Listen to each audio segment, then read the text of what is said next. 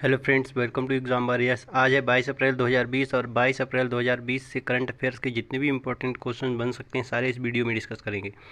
साथ ही हर क्वेश्चन से जुड़ा इंपॉर्टेंट फैक्ट भी मैं आपको बताऊंगा, तो पूरा वीडियो ध्यान से देखें। वीडियो के लास्ट में मैं आपसे क्वेश्चन पूछूंगा जिसका आंसर आपको कमेंट बॉक्स में देना है। अगर आप हमारे चैनल पर पहली बार आए हैं तो हमारे चैनल को सब्सक्राइब कर लें, साथ ही बेल आइकन को भी ऑन कर लें जिससे हमारे आने वाले वीडियोज़ की जानकारी आपको मिलती रहे। हमारे साइंस के वीडियोस भी आए हैं जिसका लिंक आपको डिस्क्रिप्शन में दे देंगे और वहां पर जाकर आप साइंस के वीडियोस भी देख सकते हैं। तो चलिए स्टार्ट करते हैं। और पहला क्वेश्चन है, हाल ही में टीम मास्क फोर्स किसने शुरू की? तो अभी बीसीसीआई ने क्या किया है, टीम मास्क फोर्स शुरू की है। ये टीम मास्क फोर्स क्या होती है ये समझते हैं कि टीम मास्क फोर्स क्या होती है। क्योंकि अभी हम जानते हैं कि पूरे विश्व में कोविड-19 यानी कोरोना वायरस का अत्यंत विराट रूप जारी है। तो इसके चलते लोग जब घर से बाहर निकलते हैं तो उन्हें क्या करना चाहिए, अपने मुंह को किसी मास्क से ढकना चाहिए। तो इसके प्रति जागरूकता बढ़ाने के लिए, मास्क के प्रति जागरूकता बढ़ाने के लिए एक वीडियो लॉन्च किया है। और इस वीडियो में सचिन तेंदुलकर, विराट कोहली और हरमनप्रीत, मिताली राज जैसे क्रिकेटर्स को शामिल करके बीसीसीआई ने एक वीडियो लॉन्च किया है। और इस लॉन्च वीडियो का नाम क्या रखा है, टीम मास्क फोर्स। क्या रखा है, टीम मास्क फोर्स रखा है। ठीक है। तो अभी किसने, बीसीसीआई ने लॉन्च किया। तो बीसीसीआई की फुल फॉर्म क्या है, बीसीसीआई की फुल फॉर्म है board of control for cricket in India. क्या है, board of control for cricket in India. BCCI की स्थापना हुई थी 1928 में। कब हुई थी, 1928 में। इसका हेड क्वार्टर कहाँ है, वानखेड़े स्टेडियम मुंबई। कहाँ, वानखेड़े स्टेडियम मुंबई में। अच्छा, इसके हेड इस समय कौन है, के सी खन्ना एंड सौरव गांगुली। कौन है, के सी खन्ना एंड सौरव गांगुली। तो इस क्वेश्चन का कौन सा ए ऑप्शन सही है। चलिए अगला क्वेश्चन देखते हैं। और अगला क्वेश्चन है, हाल ही में कौन सी स्पेस एजेंसी ने फॉल्कन 9 रॉकेट के साथ अंतरिक्ष स्टेशन के लिए मानव मिशन लॉन्च करने की घोषणा की? तो किसने, अभी नासा ने क्या किया है, अंतरिक्ष स्टेशन के लिए मानव मिशन लॉन्च करने की घोषणा की। तो ये नासा जो है वो 27 मई को क्या करेगा, एक मानव मिशन लॉन्च करेगा। और इसको किससे, फाल्कन 9 रॉकेट से लॉन्च किया जाएगा। ठीक है। तो इस किसने किया है, नासा ने। तो नासा की फुल फॉर्म क्या है, नेशनल एरोनॉटिक्स स्पेस एडमिनिस्ट्रेशन। ठीक है। और ये अमेरिका की एक स्पेस कंपनी है। इसका हेड क्वार्टर न्यूयॉर्क में है। कहाँ है, न्यूयॉर्क में है। ठीक है। अब ये जो इन्होंने जो ये लॉन्च करने वाले हैं, तो इस मिशन का नाम क्या रखा है, इस मिशन का नाम इन्होंने रखा है कॉमर्शियल क्रू प्रोग्राम। क्या है, कॉमर्शियल क्रू प्रोग्राम। और एलन मस्क की स्पेस एक्स कंपनी, कौन सी है, स्पेस एक्स कंपनी इसको क्या करेगी, लॉन्च करेगी। और अगला क्वेश्चन है कि हाल ही में मैटरहॉर्न पर्वत जो सुर्खियों में रहा किस महाद्वीप में स्थित है? तो अभी मैटरहॉर्न नाम का एक पर्वत है जो आल्प्स पर्वत श्रेणी का भाग, किसका, आल्प्स पर्वत श्रेणी का एक पर्वत है। ठीक है। तो अब आप समझ गए होंगे कि कहाँ का है, तो कहाँ का है, यूरोप का है। और ये किन दो देशों के बीच स्थित है, ये दो देशों के बीच है स्थित है, इटली और स्विट्ज़रलैंड। इटली और स्विट्ज़रलैंड के बीच में ये स्थित है। अच्छा, अब ये सुर्खियों में क्यों रहा, ये सुर्खियों में क्यों रहा, ये सुर्खियों में इसलिए रहा क्योंकि यहाँ पर एक प्रकाश कलाकार थे स्विट्ज़रलैंड के, जिनका नाम था गेरी हॉफस्टाटर। क्या नाम था, गेरी हॉफस्टाटर। और इन्होंने क्या किया, पूरे विश्व को कोविड-19 के लिए एकत्र करने के लिए इस पर्वत पर अपने राष्ट्रीय ध्वज के साथ अन्य देशों के राष्ट्रीय ध्वज को क्या किया, प्रदर्शित किया था। और वो कैसे, ये प्रकाश कलाकार का मतलब यहाँ पर ये कि ये प्रकाश जो लाइट होती है, लाइट से इन्होंने, लाइट की फोकसिंग से अलग अलग देशों के, अलग अलग कंट्रीज़ के राष्ट्रीय ध्वज को बनाया था इस पर्वत के शिखर पर। तो उसमें भारत का और स्विट्ज़रलैंड का भी उन्होंने बनाया था, इसलिए ये हमारे लिए थोड़ा इम्पोर्टेंट बनता है। और ये जो पर्वत है, ठीक है, तो इसलिए ये हमारे लिए थोड़ा सा इम्पोर्टेंट बन रहा है, ठीक है। तो अब हम बात करते हैं ये किन दो देशों के बीच है ये पर्वत, तो ये इटली और स्विट्ज़रलैंड के बीच में है। तो इसलिए हम इटली के बारे में थोड़ी सी बात करते हैं। तो इटली की राजधानी कहाँ है? रोम है। और इटली की करेंसी क्या है? लीरा। लेकिन पहले लीरा हुआ करती थी, अभी जल्दी में क्या किया है, इटली ने यूरो करेंसी को अपना लिया है, ठीक है। किसको अपना लिया? यूरो को अपना लिया। स्विट्ज़रलैंड की राजधानी कहाँ है? बर्न है। और इसकी करेंसी कौन सी? फ्रैंक है। कौन सी है? फ्रैंक है, ठीक है। अच्छा, इटली की जो राजधानी रोम है, इसको क्या कहा जाता है? इसको कहा जाता है लाल रक्त बर्ण महिला का देश, ठीक है। और पोप का देश भी कहा जाता है इसको, ठीक है। अच्छा, इटली को जो कहा जाता है यूरोप का भारत भी कहा जाता है। और भारत को क्या कहा जाता है? एशिया की इटली भी कहा जाता है। क्या कहा जाता है? एशिया की इटली भी किसको कहा जाता है? भारत को। और इटली को यूरोप का भारत कहा जाता है, ठीक है। क्योंकि दोनों में समानता ये है कि दोनों ही कृषि प्रधान देश हैं, इसलिए दोनों को एक दूसरे से जोड़कर देखा जाता है। तो इस क्वेश्चन का कौन सा बी ऑप्शन सही है। और अब हम आगे चलते हैं, अगला क्वेश्चन देखते हैं। अगला क्वेश्चन हमारे पास है, हाल ही में किस देश ने विदेशी प्रत्यक्ष निवेश की नीति में संशोधन किया? तो अभी हमारे देश भारत ने क्या किया है, किसी भी विदेशी प्रत्यक्ष निवेश की जो नीतियां थीं उसमें क्या कर दिया है? संशोधन कर दिया। अब क्या होगा, कोई भी दूसरा देश भारत में निवेश करने के लिए बिना भारत सरकार की अनुमति के कोई निवेश नहीं कर सकता, ठीक है। क्या नहीं कर सकता? कोई भी किसी प्रकार का भी निवेश नहीं कर सकता। अगर वो निवेश करना चाहता है तो उसको क्या करना पड़ेगा? पहले भारत सरकार से अनुमति लेनी पड़ेगी। तो किसने किया? भारत ने किया। भारत के बारे में जानते हैं थोड़ा सा। भारत की जो स्थिति है वो पूछी जाती है कभी क्वेश्चन में कि भारत किस देशांतर और किस अक्षांश के बीच स्थित है। तो अगर हम बात करते हैं कि भारत किस गोलार्ध में है, तो भारत हमारा उत्तरी गोलार्ध में है, ठीक है। उसके बाद में अगर हम देशांतर की बात करें तो हमारा किस में पाया जाता है? पूर्वी देशांतर में हमारा भारत है, ठीक है। अच्छा, अब किस अक्षांश से किस अक्षांश तक है? तो भारत की जो सीमा लगती है वो नॉर्थ ईस्ट की बात करेंगे तो नॉर्थ ईस्ट कितना है? 6 degree 4 minute north, 6 degree 4 minute north से 37 डिग्री 6 मिनट नॉर्थ तक। और ये 6 डिग्री 4 मिनट जो है वो सबसे दक्षिणी पॉइंट है जो कि ग्रेट निकोबार में पड़ता है। और इसका नाम क्या है? इंदिरा पॉइंट। क्या है? इंदिरा पॉइंट। और जो सबसे उत्तरी पॉइंट है वो कहाँ है? वो है लेह में। कहाँ है? लेह में। और वो कहाँ, उसको क्या बोलते हैं? इंदिरा कॉल बोलते हैं। 37 अंश 6 मिनट उत्तरी अक्षांश। अच्छा, अब हम पूर्वी की बात करते हैं। सबसे पूर्वी जो हमारा बिंदु पड़ता है उसको बलांगू बोलते हैं। और वो कितने पर पड़ता है? सबसे पूर्वी पड़ता है 97 डिग्री 25 मिनट पूर्वी देशांतर। कितना? 97 अंश और 25 मिनट पूर्वी देशांतर से ये जो है से पूर्वी है। और ये बलांगू है कहाँ? अरुणाचल प्रदेश में, जहाँ पर सबसे पहले सूर्य निकलता है। उसके बाद में अगर हम वेस्ट की बात करते हैं तो वेस्ट में हमारा सबसे वेस्ट का राज्य जो है वो है कौन सा है? सबसे वेस्ट का राज्य है गुजरात।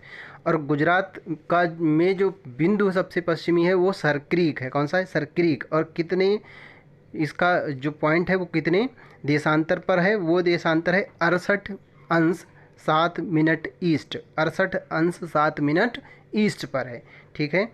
इस क्वेश्चन से हमें इतनी जानकारी मिलती है। उसके बाद भारत से एक रेखा गुजरती है जिसे बोलते हैं कर्क रेखा। और कर्क रेखा भारत के 8 राज्यों से होकर गुजरती है, ठीक है। उसके बाद में बात करें कि तो कभी कभी ये भी पूछा जाता है ऐसी कौन सी रेखा है जो भारत को लगभग 2 बराबर भागों में बांटती है? तो यही कर्क रेखा है, ठीक है।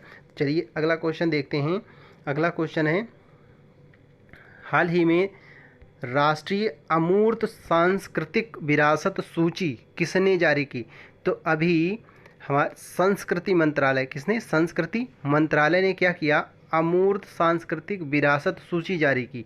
ठीक है, क्या जारी की? अमूर्त सांस्कृतिक विरासत सूची जारी की। अभी 18 अप्रैल को विश्व विरासत दिवस मनाया गया। क्या मनाया गया? विश्व विरासत दिवस। और इसी के उपलक्ष्य में हमारे जो संस्कृति मंत्रालय मंत्री हैं, कौन? प्रहलाद सिंह पटेल। कौन? प्रहलाद सिंह पटेल। उन्होंने क्या किया? एक सांस्कृतिक स्थलों की या सांस्कृतिक विरासतों की जो भी सूची है उसको लॉन्च किया। तो अभी किसने लॉन्च किया? संस्कृति मंत्रालय ने। किसने? संस्कृति मंत्रालय ने। संस्कृति मंत्रालय ने जारी किया। तो इस क्वेश्चन का कौन सा? बी ऑप्शन सही है। ठीक है, सभी क्वेश्चंस इम्पॉर्टेंट हैं और जितने भी फैक्ट मैं आपको बता रहा हूँ वो भी बहुत इम्पॉर्टेंट हैं। तो सभी फैक्ट्स और सभी क्वेश्चंस को आप नोट करते जाएं। इससे आपको जितने भी क्वेश्चंस हैं और जितने भी फैक्ट हैं वो आसानी से लर्न हो जाएंगे और आपके नोट्स भी प्रॉपरली प्रिपेयर हो जाएंगे। तो चलिए अगला क्वेश्चन देखते हैं। अगला क्वेश्चन है, केंद्रीय गृह मंत्रालय ने किस वीडियो कॉन्फ्रेंसिंग सॉफ्टवेयर को साइबर अपराधों के लिए संवेदनशील माना? तो अभी एक जूम ऐप आता है। कौन सा? जूम नाम का एक ऐप आता है। तो उस ऐप को अब जो है केंद्रीय गृह मंत्रालय ने क्या किया? साइबर अपराधों के लिए संवेदनशील माना है। ठीक है, तो अभी ये जूम ऐप, इससे क्या होता है? इससे आप कई लोगों के साथ कनेक्ट हो सकते हैं और कनेक्ट होकर बात कर सकते हैं, ऑनलाइन स्टडी भी कर सकते हैं। लोग ऑनलाइन स्टडी भी करते थे, वीडियो कॉन्फ्रेंसिंग भी करते हैं इसके थ्रू। ठीक है, तो ये जो है अभी ये साइबर अपराधों के लिए संवेदनशील इसको माना गया है। इस पर कई अनाधिकृत प्रविष्टियां भी आई हैं। ठीक है, तो इसलिए भारत सरकार ने, गृह मंत्रालय ने इसको अभी संवेदनशील माना और इस पर रोक लगाने के लिए कहा है। तो लोगों से अपील की गई है कि इस ऐप को यूज़ ना करें और अपने फ़ोन में अगर है तो उसको डिलीट कर दिया जाए। ठीक है, तो आप भी अगर आपके फ़ोन में इस तरीके का कोई ऐप है तो उस ऐप को डिलीट कर दें, जिससे कि आपकी प्राइवेसी जो है उसको खतरा हो सकता है। तो अब किसने? गृह मंत्रालय। तो हमारे गृह मंत्री कौन है? राजनाथ सिंह। कौन है? राजनाथ सिंह। चलिए अगला क्वेश्चन देखते हैं। अगला क्वेश्चन है, विदेशी व्यापार महानिदेशालय ने किस दवा से बने योगों के निर्यात से प्रतिबंध हटा लिया? तो अभी कौन सी? पैरासीटामॉल। कौन सी? पैरासीटामॉल नाम की दवाओं से क्या किया है? विदेशी व्यापार महानिदेशालय ने क्या हटा लिया? प्रतिबंध। ये प्रतिबंध लगाया गया था। ठीक है, और इसको अभी हटा लिया गया है। ठीक, पैरासीटामॉल से, क्योंकि बताया गया पैरासीटामॉल और हाइड्रोक्लोरोक्विन ये दो जो हैं वो कोविड-19 को कुछ हद तक नियंत्रित करती हैं, उसमें कुछ फ़ायदा देती हैं। ठीक है, तो इसके चलते क्या किया? विदेशी व्यापार निदेशालय ने इन पर से प्रतिबंध हटा लिया। 2003 में इस पर प्रतिबंध लगाया गया था, अब इस पर से प्रतिबंध हटा दिया गया। यहाँ पर अगर हम बात करें पहले और दूसरे की, तो जो एस्पिरिन दिखाई दे रहा है, एस्पिरिन, ठीक है, ये एक दर्द निवारक दवा है। कैसी है? दर्द निवारक दवा है। पेनिसिलिन के बारे में कहा जाता है, पूछा जाता है कि पेनिसिलिन की खोज किसने की थी? तो अलेक्जेंडर फ्लेमिंग ने की थी। ये भी बहुत ही इम्पोर्टेंट फैक्ट है। बहुत क्वेश्चन पूछा जाता है कि पेनिसिलिन की खोज किसने की? अलेक्जेंडर फ्लेमिंग ने की है। ठीक है, तो इस क्वेश्चन का फिलहाल में आंसर कौन सा? सी सही है। अभी हाइड्रोक्लोरोक्विन के बारे में भी काफ़ी ये चर्चा में रहा, तो इसका भी आप ध्यान रखिएगा। इसका निर्माण भारत में होता है और इसकी खोज किसने की थी? मैंने एक वीडियो में भी बताया है कि इसकी खोज किसने की थी। भारतीय रसायन के जनक कहे जाते हैं, वो एक ऐसे व्यक्ति हैं। ठीक है, तो आप हमारा वीडियो देखें और इसकी जानकारी आपको मिलेगी। तो चलिए अगला क्वेश्चन देखते हैं। और अगला क्वेश्चन है हमारा, हाल ही में कोविड-19 के चलते रिवर्स ट्रांसक्रिप्शन पॉलीमेरेज चेन नामक प्रक्रिया अत्यधिक चर्चा में रही। क्यों? तो अभी reverse transcription polymerase chain reaction नाम की एक प्रक्रिया है और इस प्रक्रिया से क्या किया जाता है, कोविड-19 का परीक्षण किया जाता है। क्या किया जाता है, कोविड-19 का परीक्षण किया जाता है। ठीक है, किसका, कोविड-19 का परीक्षण किया जाता है। ठीक, तो ये प्रक्रिया इसलिए चर्चा में रही क्योंकि ये जो प्रक्रिया है वो काफ़ी खर्चीली होती थी। लगभग 2 से 3 हज़ार रुपये एक टेस्ट में खर्चा आता है और लगभग कितना, लगभग 15 घंटे का समय लगता है जो रिपोर्ट आती है। ठीक, तो अभी क्या हुआ, एक रैपिड टेस्ट किट हमारे भारतीय वैज्ञानिकों ने, भारतीय शोधकर्ताओं ने लॉन्च की है और ये किट जो है वो काफ़ी सस्ती है और काफ़ी कम समय में उसके रिजल्ट्स को दे देती है। ठीक है, तो फिर उसके बाद में और भी टेस्ट होते हैं, हालांकि वो पूरी तरीके से श्योर नहीं करती, लेकिन उससे क्या है कि एक कुछ भीड़ कम हो जाती है और कुछ जो है एक समय की और कुछ पैसे की भी बचत हो जाती है। तो मैं आपको बता दूं, इसमें जो हमारे यहाँ किट बनी है वो लगभग 300 से 500 रुपये का खर्चा आता है और लगभग 15 मिनट का इसमें टाइम लगता है। ठीक है, तो इससे एक अंदाज़ा लग जाता है अगर कोई व्यक्ति बिल्कुल स्वस्थ है तो वो ये निगेटिव उसको शो कर देती है। अगर किसी भी तरह की उसको थोड़ी सी भी बीमारी है तो ये उस पर उसके लिए फिर फर्दर टेस्ट किए जाते हैं, तो उससे सिक्योरिटी हो सकती है। लेकिन ये श्योरिटी नहीं बताती, लेकिन हाँ कुछ हद तक भीड़ और खर्च को कम जरूर करती है। ठीक है, तो इस क्वेश्चन का कौन सा पहला ऑप्शन सही है। तो चलिए अगला क्वेश्चन देखते हैं और अगला क्वेश्चन हाल ही में ग्रामीण विकास एवं पंचायती राज संस्थान ने सामुदायिक नेताओं को प्रशिक्षित करने के लिए किस वैश्विक संगठन के क्षेत्रीय कार्यालय के साथ सहयोग किया। तो अभी हमारे ग्रामीण विकास और पंचायती राज संस्थान ने क्या किया, सामुदायिक नेताओं को प्रशिक्षित करने के लिए यूनिसेफ नाम की एक संस्था है और उस संस्था से क्या किया, सहयोग किया है। इसके सहयोग से क्या किया, जो सामुदायिक नेता हैं, जो समाज सेवी हैं, उनको क्या किया जाएगा, प्रशिक्षित किया जाएगा, जिससे कि हमें कोरोना वायरस से लड़ने में आसानी हो। ठीक है, तो इसके लिए यूनिसेफ से किया। अब किससे किया, यूनिसेफ से। तो यूनिसेफ के बारे में देखते हैं कि यूनिसेफ का फुल फॉर्म क्या है, United Nations international child fund. क्या है, हाँ, United Nations international child fund. ठीक है, इसकी स्थापना हुई थी 11 दिसंबर 1946 को और इसका हेड क्वार्टर न्यूयॉर्क में है। इसके हेड अभी हैं हेनरीटा H4। कौन है, हेनरीटा H4 हैं।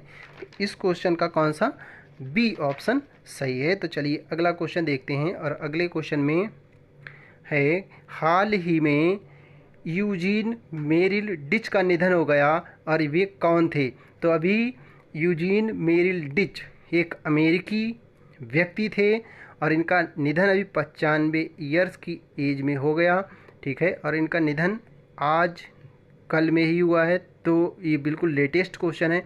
ठीक है, तो एक प्रसिद्ध कार्टूनिस्ट थे। कौन थे, एक प्रसिद्ध कार्टूनिस्ट थे। इनका जो डेथ हुई है वो 95 ईयर्स की एज में हुई है।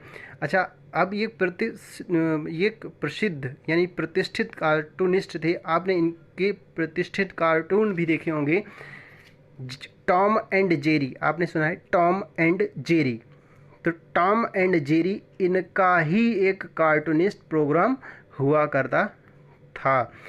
अच्छा, कार्टूनिस्ट के अलावा ये एक एनिमेटर, प्रोड्यूसर और फिल्म डायरेक्टर भी थे। कौन थे, फिल्म डायरेक्टर भी थे। अच्छा, 1961 में इनकी एक फिल्म थी जिसका नाम था मुनरो। उसके लिए इसे क्या दिया गया था, ऑस्कर अवार्ड दिया गया था। क्या दिया गया था, ऑस्कर अवार्ड दिया गया था। और ये कहाँ के थे, एक अमेरिकी नागरिक थे। कौन थे, अमेरिकी नागरिक थे। तो टॉम एंड जेरी जो है इन्हीं का था, ध्यान रखिएगा।